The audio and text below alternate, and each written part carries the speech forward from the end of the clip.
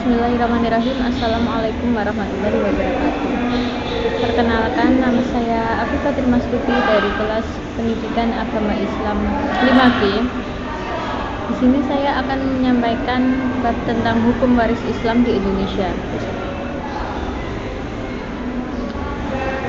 Sebelum masuk ke pembahasan, mari kita simak permasalahan yang ada di Indonesia. Kasus sengketa harta warisan membuat hubungan keluarga menjadi berantakan di Nusa Tenggara Barat. Ibu dan anak saling lapor polisi. Kasus ini bermula ketika seorang ibu yang ditinggal suaminya meninggal dunia dan mendapat warisan berupa tanah seluas 4.000 meter persegi. Tanah itu lalu dijual anak sepatawayangnya senilai 240 juta. Dari hasil penjualan tersebut, anak hanya memberi sepeda motor senilai 15 juta kepada ibunya. Selanjutnya, teman-teman bisa baca lewat kode QR yang saya lampirkan di samping. Selanjutnya, di negara kita Republik Indonesia ini, hukum waris yang berlaku secara nasional belum terbentuk. Dan hingga kini ada 3 macam hukum waris yang berlaku dan diterima oleh masyarakat Indonesia, yaitu yang pertama hukum Islam, yang kedua hukum adat, dan yang ketiga hukum perdata Eropa.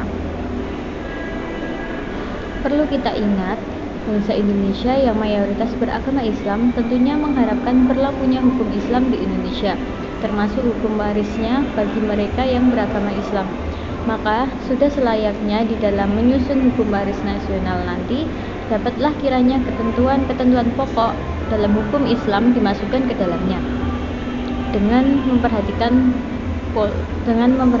pula pola hukum budaya atau adat yang hidup di masyarakat yang bersangkutan. Kemudian hukum waris Islam yang menyangkut warisan seperti halnya masalah-masalah lain yang dihadapi manusia.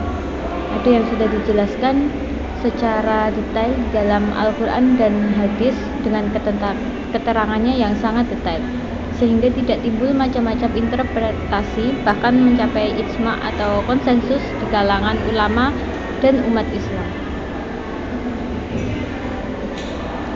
Selanjutnya, hukum waris Islam sudah dijelaskan di dalam Quran surat An-Nisa ayat 11 dan ayat 12 secara lengkap dan detail. Misalnya seperti kedudukan suami atau istri, bapak atau ibu, dan anak laki-laki atau anak perempuan sebagai ahli waris yang tidak bisa tertutup oleh ahli waris lainnya, dan juga haknya sudah dibagi secara rata oleh masing-masing. Misalnya ahli waris yang terdiri dari 2 anak perempuan. Ada 2 pendapat, yaitu menurut kebanyakan ulama, kedua anak perempuan tersebut mendapat bagian 2/3. Kemudian menurut Ibnu Abbas, ahli tafsir terkenal, beliau berpendapat bahwa kedua anak tersebut berhak hanya setengah dari harta pusaka atau harta yang belum dibagi. Kemudian kedudukan cucu dari anak perempuan sebagai ahli waris. Menurut ahli sunnah, cucu laki-laki atau cucu perempuan tidak berhak sebagai ahli waris jika melalui garis perempuan. Selanjutnya, menurut Syiah, cucu baik melalui garis lelaki maupun garis perempuan sama-sama berhak dalam mendapatkan warisan. Penyebab timbulnya bermacam-macam pendapat dan fatwa hukum dalam berbagai masalah waris adalah cukup banyak, tetapi ada 2 hal yang menjadi penyebab utamanya, yaitu yang pertama, metode dan pendekatan yang digunakan oleh ulama dalam melakukan ijtihad itu berbeda, dan yang kedua, kondisi masyarakat, kondisi sosial, kondisi budaya, bahkan ekonomi maupun politik, dan juga waktu kapan ulama melakukan ijtihad juga berbeda. Di negara-negara Islam lainnya, yaitu seperti Turki, negara Islam yang dipandang sebagai pelopor penyusun undang-undang hukum keluarga yang berlaku secara nasional dan materinya kebanyakan diambil dari mazhab Hanafi. yang dianut oleh kebanyakan penduduk Turki. Kemudian ada di Mesir juga, pemerintahannya juga membentuk sebuah badan resmi yang terdiri dari para ulama dan ahli hukum. Beliau bertugas menyusun rancangan dari berbagai undang-undang yang diambil dari hukum fikih Islam tanpa terikat suatu mazhab, dengan memperhatikan kemaslahatan dan kemajuan zaman di sana. Kemudian hukum yang ada di Indonesia. Hingga kini belum tersusun hukum fikih Islam yang lengkap tentang ahwal al-syaqiyah, termasuk hukum waris yang tidak berorientasi dengan mazhab, tetapi berorientasi dengan kemaslahatan dan kemajuan bangsa Indonesia yang mayoritas beragama Islam. Baik penyusunannya itu dilakukan oleh lembaga pemerintah atau lembaga swasta ataupun perorangan atau seorang ulama. Lalu pelaksanaan hukum waris Islam di Indonesia.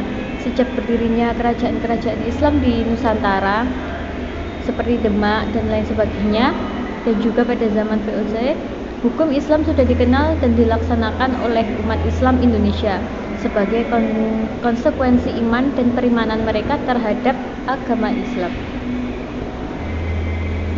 Daniel S. Love, seorang sarjana Amerika yang beliau menulis buku Islamic Court in Indonesia, hasil penelitiannya pada pengadilan agama di Indonesia, bahwa pengadilan agama di Jawa dan Madura telah kehilangan kekuasaannya atas perkara waris sejak tahun 1937. Namun, dalam kenyataannya masih tetap menyelesaikan perkara-perkara waris dengan cara-cara yang sangat mengesankan. Hal ini terbukti bahwa masyarakat Islam lebih banyak dan mengajukan perkara waris ke pengadilan agama daripada ke pengadilan negeri. Dan penetapan pengadilan agama itu sekalipun hanya berupa fatwa waris yang tidak mempunyai kekuatan hukum. Tetapi kebanyakan fatwa-fatwa warisnya diterima oleh pihak yang bersangkutan. Bahkan di Jawa sudah sejak lama fatwa waris pengadilan agama diterima oleh notaris dan para hakim sebagai alat pembuktian yang sah dan hak milik dan tuntutan yang berkenaan dengan itu. Demikian pula halnya dengan pejabat pendaftaran tanah di kantor agraria. Karena itu, apabila sengketa waris yang terjadi antara orang Islam diajukan ke pengadilan negeri, maka seharusnya diputus menurut hukum waris Islam sesuai dengan agama yang bersangkutan, berdasarkan isi pasal 131 dan juga keputusan Mahkamah Agung nomor 109 KSIP 1960 tanggal 20 bulan 9 tahun 1960 yang menyatakan bagi golongan pribumi berlaku hukum adat, sedangkan hukum faraid atau hukum waris Islam diberlakukan sebagai hukum adat karena merupakan the living law dan menjadi cita-cita moral dan hukum bangsa Indonesia.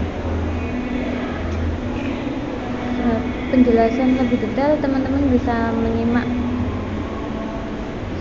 penjelasan selanjutnya di kode QR. Sekian presentasi tentang hukum waris di Indonesia.